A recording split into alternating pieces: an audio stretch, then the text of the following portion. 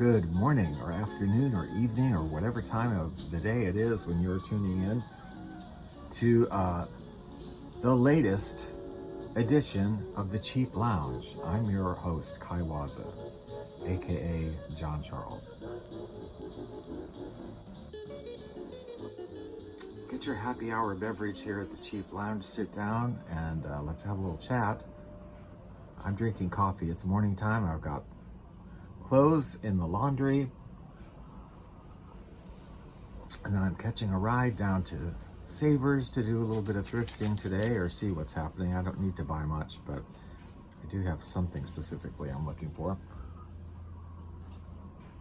But I'm having coffee. And we're going to talk about Cheap Lounge. Inexpensive, easy listening, mood music, space age bachelor pad, lounge, whatever you want to call it, music. Cheaply, dollar records, basically, $1 or $2 that I've gotten recently and have uploaded onto my old school easy listening channel called Moody Mood Music, which if you're interested in this kind of music, and if you're watching this, I assume you are on some level, that's going to be linked below and you can check that out anytime, night or day, 24 hours, 7 days a week. It's a labor of love. I do it as a hobby, and yeah, I don't make any money off of it. In fact, it costs me a little bit of money to do it, to utilize Live 365 software and programming and all of that. So there's also a link below, buy me a coffee if you feel like buying me a coffee, because I love my coffee, and like I said, it's just a way you can make a small donation to the station or the YouTube channel or whatever if you feel so motivated, which I think that some of you have, which has been lovely. Anyway, got 5 LPs we're going to talk about, so let me get started, because every video I've done lately seems to be a half an hour, and that's not good. That's really long. I don't like, that's a long time to, yeah. Anyway, first record up today comes from the year 1962. Definitely easy listening. Lovely premiere label. The Fantastic Strings of Felix Slatkin, The Ballad of New Orleans. Beautiful presentation, lovely cover. It's a gatefold, so lots of information, cool artwork to look at. Sometimes these records are just worth the price of admission of $1 or $2 just because of the artwork that you can stare at. Felix Slatkin, let's talk about him a little bit. I included this one in the Cheap Lounge just because it is so unusual for a New Orleans album to not be Dixieland or to, you know, be a clarinet player or whatever. Like, you just kind of figure that's always how you hear these kind of songs. And I thought it was interesting to me when I saw the album, like, oh, this will be curious to see how the Fantastic Strings of Felix Slatkin, a well-known easy listening outfit, their take on some of these New Orleans classic songs. And it's interesting.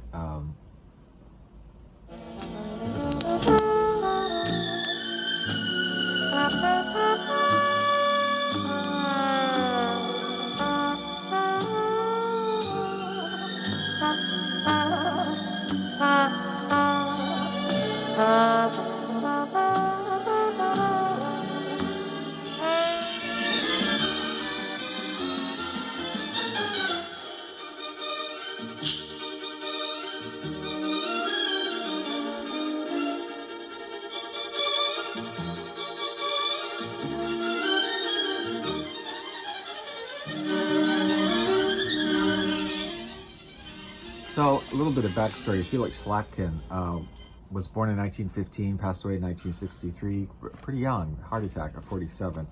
Originally from St. Louis, born to Russian Jewish parents. He, one of these kind of like a child prodigy people, began playing the violin at 9 years of age. He was working professionally by the age of 10 as a violinist. And in 17, he joined the St. Louis Symphony and became, over time, played solo violin passages in quite a number of Hollywood films. He formed the Hollywood String Quartet, which recorded over 20 albums for Capitol Records. He was Frank Sinatra's conductor of choice when Frank Sinatra was recording with Capitol. And in addition to the Fantastic Strings, which did, I don't know how many albums, not a million, but like 5 or 6 or something, he also had the Fantastic Brass of Felix Slatkin, the Fantastic Fiddles of Felix Slatkin. And we do have some of those in the lineup coming in the months or years or whatever ahead on Cheap Lounge or the Time for a Quickie Cutting Room Floor. Anyway, more music from him coming up. But did a very nice Hawaiian album, which I've had for years. I really like their take on it. It is. I am not a real Dixieland fan, to be, up front. It's just not exactly my cup of tea. So I was, as I said, very curious to hear their take on some of these songs. And it's interesting. There are a few songs that have a little bit of a Dixieland taste to them, but quite a number of them, they simply don't. It's like these, there's some bluesy, blue notes, going on, and some nice interpretations of some of these songs New Orleans is known for. So I enjoyed this album. Kind of an interesting take. Staying with the theme of strings here, we have somebody that I've really enjoyed over the years. I've had several albums by this artist. He's a German, born in Berlin, Germany composer, created over 400 works on his own and sold 14 million records in his career, which was quite an amazing. I mean, that's good for any time, but that was quite amazing considering we're talking about the 50s and 60s here. That is Helmut Zacharias. You gotta love the German and the Greek, together. Helmut Zacharias and his Magic Violins. This album is 2 million strings. And I tell you, Helmut Zacharias lives up to the name. I always think of Mantovani, when you hear of strings, because of the cascading strings. And it's interesting because Helmut Zacharias is also string oriented, but it's kind of almost opposite approaches in a way. It's definitely, the easy listening variety of music, but Helmut Zacharias, with his millions of strings, because his albums do have like just massive amounts, it's like a wall of strings coming at you. Somebody, I think it was on this record, they described his style as vibrantly lush. And that, I think, kind of does capture it, because where Mantovani is very slow and relaxed and cascading strings, it sort of lulls you into complacency. Helmut Zacharias has the same string-oriented thing, but it kind of wakes you up. It's like, like strings sort of catapulting at you, and it's enjoyable.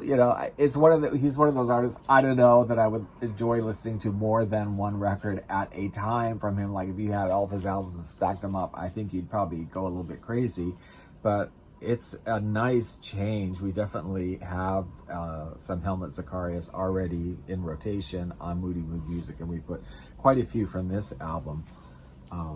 2 Million Strings on Decca. It's from 1959, and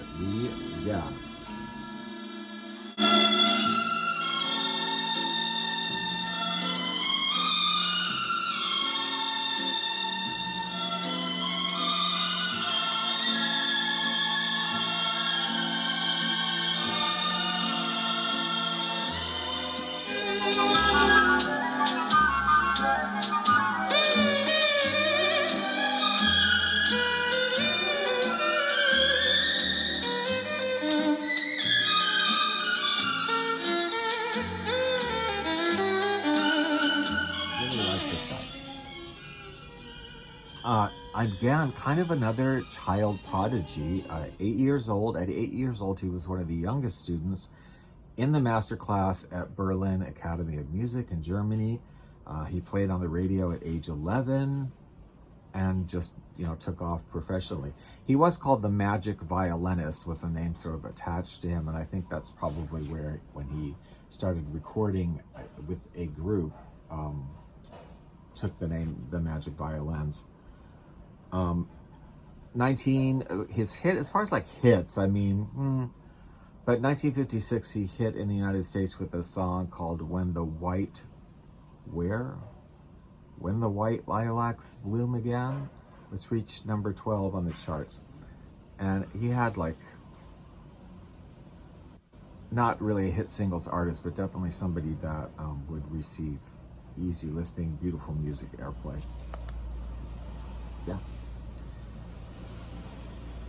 Born in 1920, passed away in 2002. Also born into a musical family. His father was a violinist and his mother was a singer, so he was doomed to be a musician from the start. I mean, not really. Next up, lovely group. Don't have a ton of stuff from them. I do have a very fine Hawaiian album that they recorded, even though they kind of mess up the language a little bit, that's okay. Fine Hawaiian album. This album we got recently, it's a 1956 album, A Night in Las Vegas, with the Mary Kaye Trio. Certainly a trio that did perform. Interestingly, Mary Kaye Trio, and they just have two of them on the front, but I don't know what that's about. But yeah, I like them. Mary Kaye, I believe that is Mary Kaye right there. Not her original name.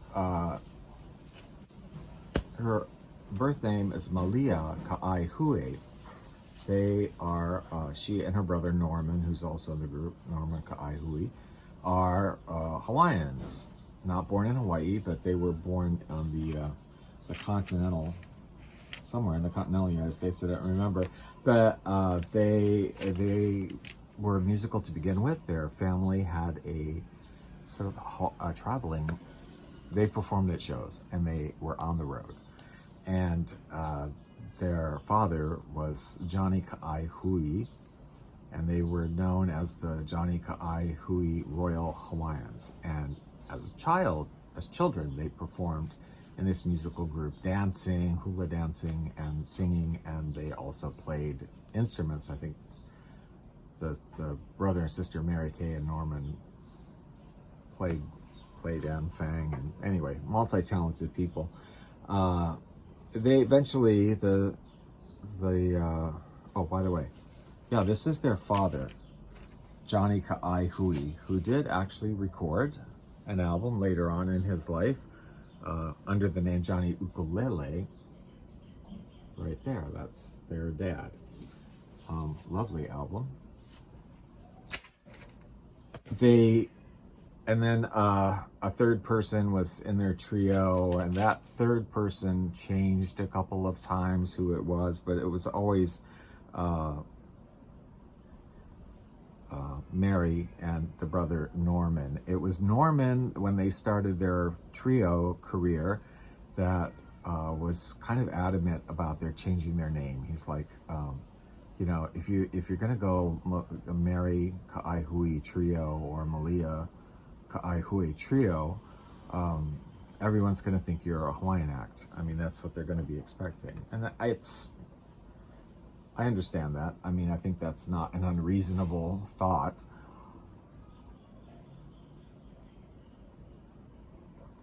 And he wanted her to change the name to something just more middle American, mainstream, white, whatever.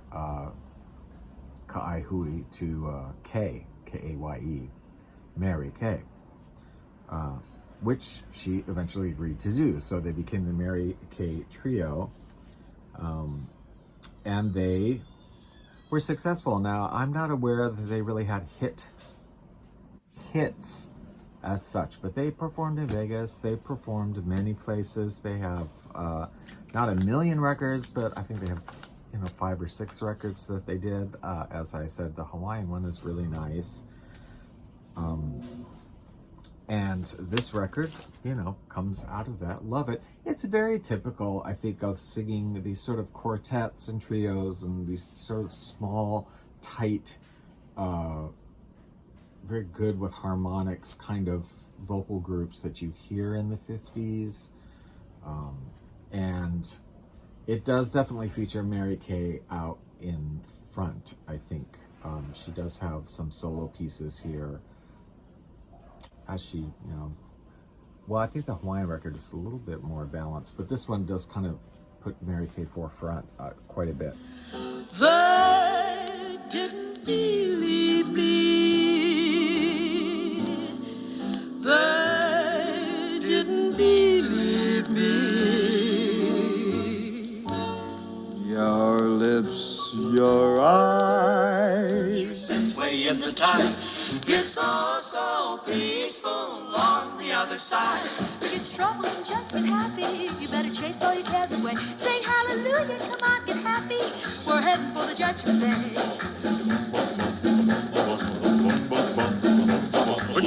Really nice stuff, though. They also played the guitar. They did on a side note, they did a promotional picture for a new guitar that Fender was putting out called the Stratocaster.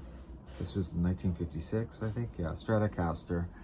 And photos of Mary Kaye with it. And her name eventually sort of became attached to it. They started calling it the Mary Kaye Strat guitar.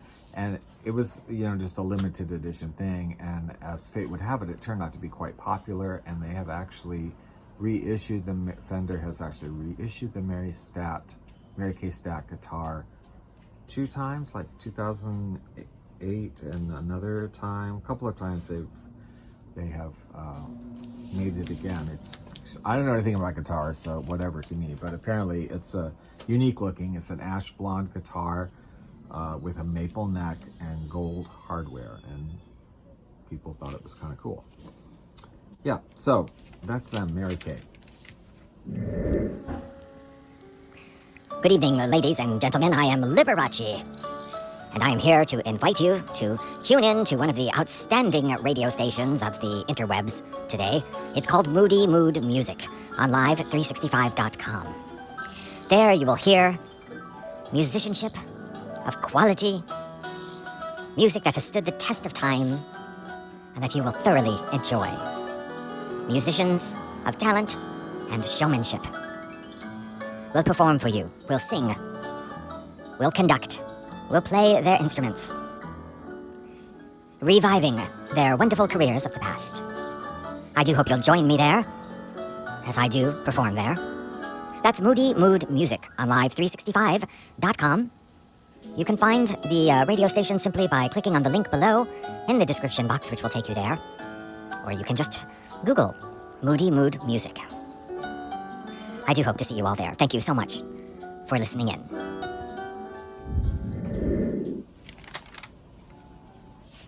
Now, here's one that I really enjoyed. This is from my Portland trip. We are getting to some of those. It's a label called Kimberly, not very well known, kind of budgety, I suppose. Sounds, they did a series called Sounds You See and Hear, Sounds in Motion, not to be confused with Stereo Action, although they were probably cashing in on that. Percussion in a tribute to Perez Prado. Now this is just one in a series of a dozen albums that were percussion in a tribute to blah blah. There's like a Duke Ellington, Artie Shaw, Benny Goodman, Lawrence Welk, Glenn Miller, Les Brown, Count Basie, and it is performed by the percussion group of Frankie, Capp.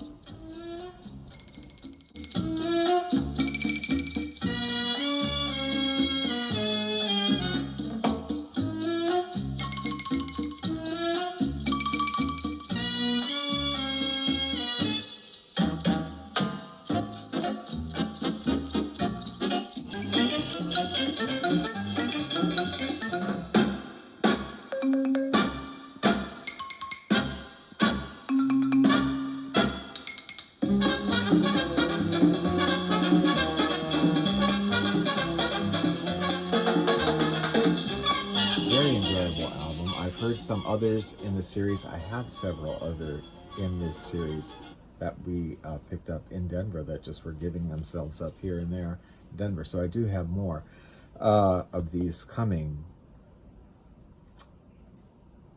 It's kind of a natural, I mean, you figure Perez Prado, Latin artist, is going to have a lot of percussion anyway in his songs, so not much of a stretch to think of a percussion tribute to Perez Prado. Frankie Capp, but it's very well done. It's certainly very enjoyable. Frankie Capp, you might recognize that name. Born in 1931, died in 2017 at the age of 86. Was a jazz drummer. His born name is Francis Cappuccio,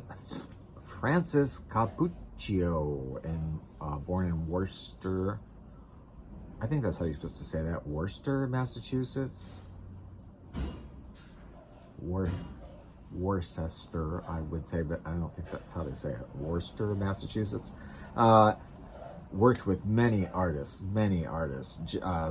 First with Stan Kenton, Neil Hefti, Peggy Lee, a member of the Wrecking Crew, was a member of Dave Rose Orchestra as his drummer for 13 years, and studio musician on a plethora of records. I mean, if you look at a lot of these different percussion records, look at, because they usually list all their members of the, you'll see Frankie Capp's name all over the place. I mean, he did a lot. Little disappointed that I wish Frankie Capp had done a Hawaiian album or a Exotica record. You know, he was kind of around at that time, and you know, why didn't they do a percussion tribute to Martin Denny? Are these maybe a little bit too early for that? I don't know. It should have happened. Anyway, yeah. Talking about this series, now I cannot substantiate this at this point. I have read, I do not know if it's true. It's been said that all of the 12 records in this series, with the exception of this one, Perez Prado and Henry Mancini tribute, with the exception of those two, were Frankie Capp overdubbing already recorded, already released music. So there had already been like tribute albums to like Lawrence Welk, or they had Lawrence Welk tracks or big band tracks, you know, already in their catalog. And Frankie Capp came in with his various percussions and overdubbed his percussions onto those recordings. That's what those recordings are.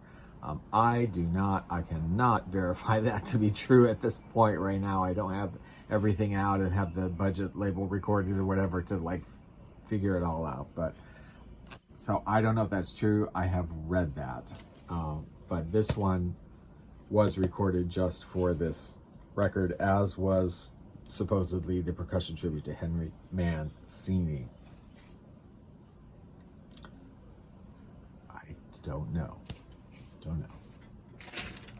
It sounds, I mean, seems like a reasonable thing for a budget like label to do, totally.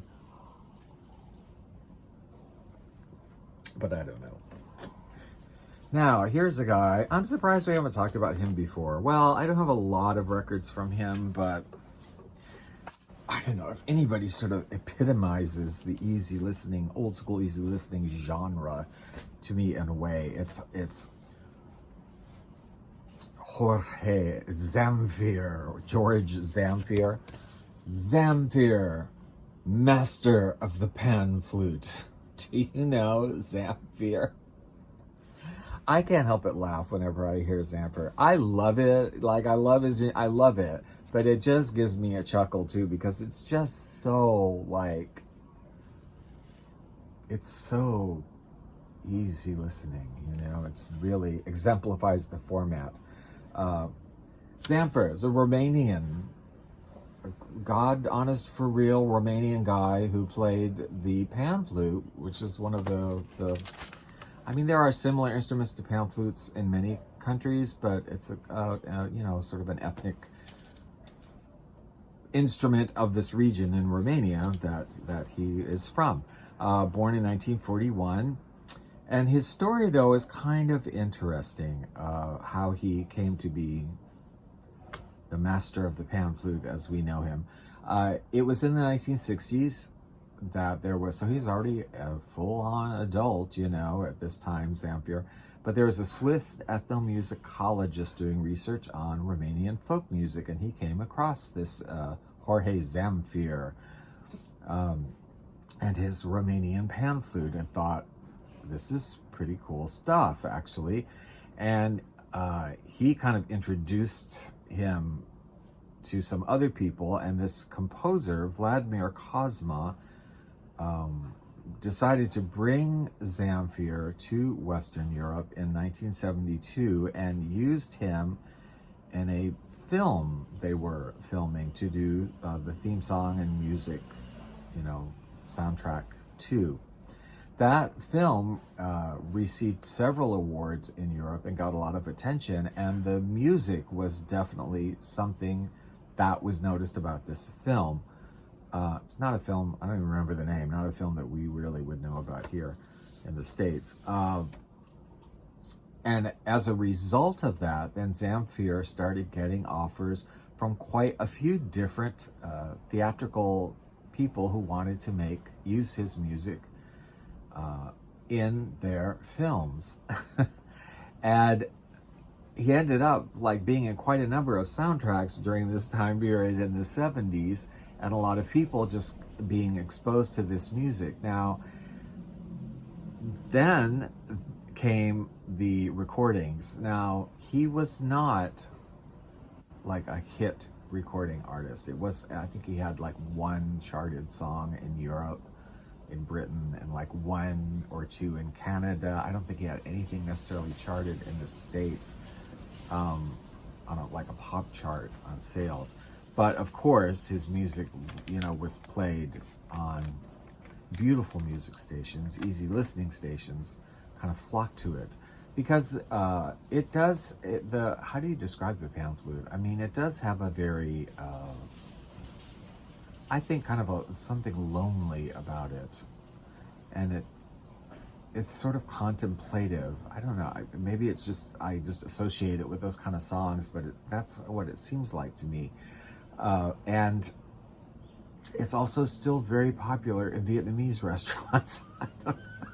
I don't know what the deal is, but I feel like a lot of times when I go to Vietnamese and Thai restaurants, they're playing pan flute music like a lot. And it's not Zamfir, but I guess they must have an instrument similar to that, because it's not like, normally it's not like pop songs or whatever that they're playing. It's, I guess, Vietnamese or Thai songs or whatever, but it's like an orchestra with the pan flute. So his music lives on in various Southeast Asian restaurants in the States anyway.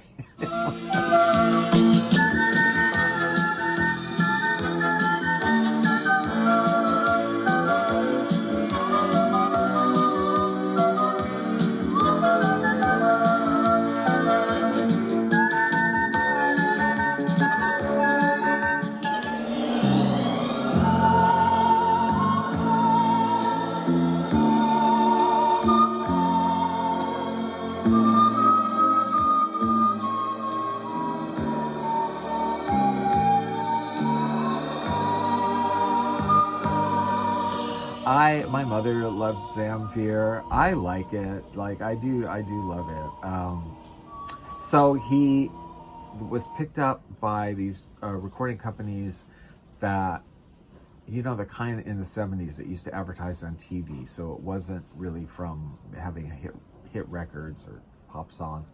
It was through these TV commercials where Zamfir's recordings really came to the recordings themselves came to the attention of the general public. You know, Zamfir, master of the pan flute from Ronco or whoever. It wasn't Ronco, but you know, I do remember seeing commercials for Zamfir records on television when I was a kid.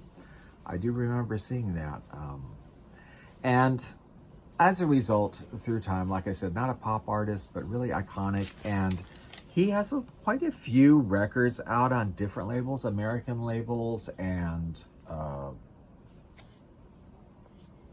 European labels.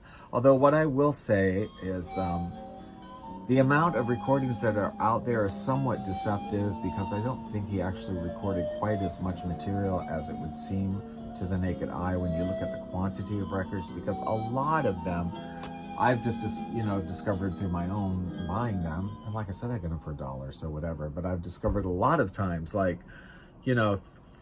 maybe only 1 or 2 songs is unique to this album, to any given album, and there'll be a bunch of other stuff that he's already released on other recordings that they're sort of like compilations or whatever, and with a couple of original, something new on it. So I don't know the actual number of recordings that he's done, but it's nowhere near the number of records that you can find from him. But it's great. I like, yeah. I know I've said it like 12 times now. I like Zamfir. And this was a nice record that actually had quite a bit of stuff I hadn't heard before on it. Finally, quickly, don't have too much to say about this, but I just got to show it because I love it too much. It's a box set. I love my budget labels. It's a budget label box set from Premier Records called Dance Party. The funniest thing about it to me is that it's called Dance Party because if you look at these people, they're dancing, like they're grooving.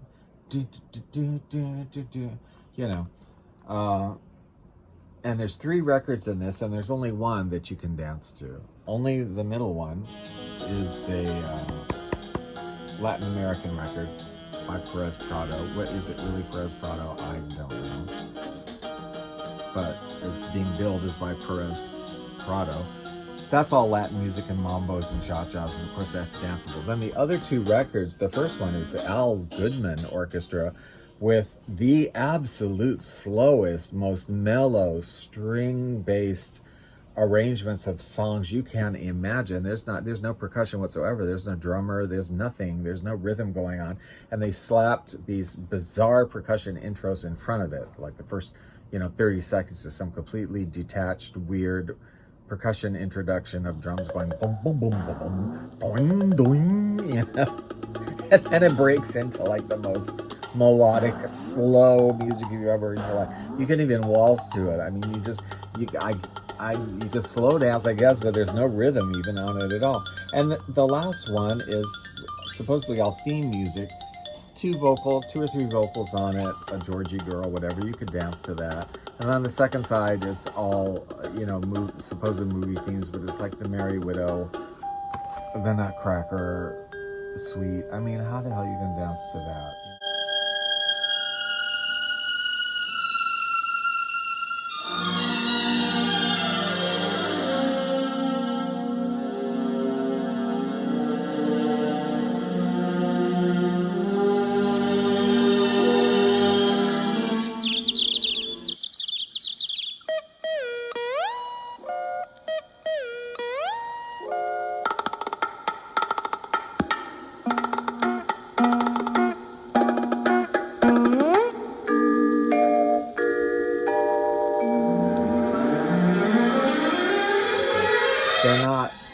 I love the idea, but I love it. I love it dearly. And I love the idea of somebody, getting excited, buying this somewhere, and then getting it home.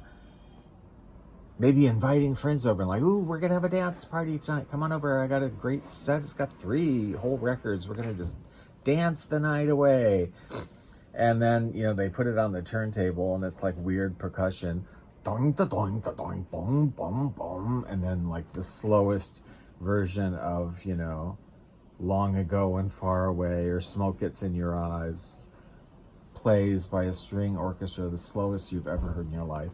And just being like, okay, man, like, how is this gonna work? So it is definitely a treasury of music. We love it. That's it. Hope you enjoyed that. If you did, please give the video a thumbs up and subscribe if you want to see more, and leave your comments below. Love to hear your comments. have another drink. It's still happy hour. I think we can have time for another. And check out Moody Mood Music. That'll be linked below if you'd like to do that. You can hear selections from all these albums and hundreds of other records in the lounge, Space Age Bachelor Pad genre. That's going to be linked below. So thank you guys. Have a good day. I had to get my clothes out of the dryer. And then I'm going to head out to Savers with my friend. And I think probably have lunch somewhere. I didn't mention it, but I'm hoping that's on the agenda.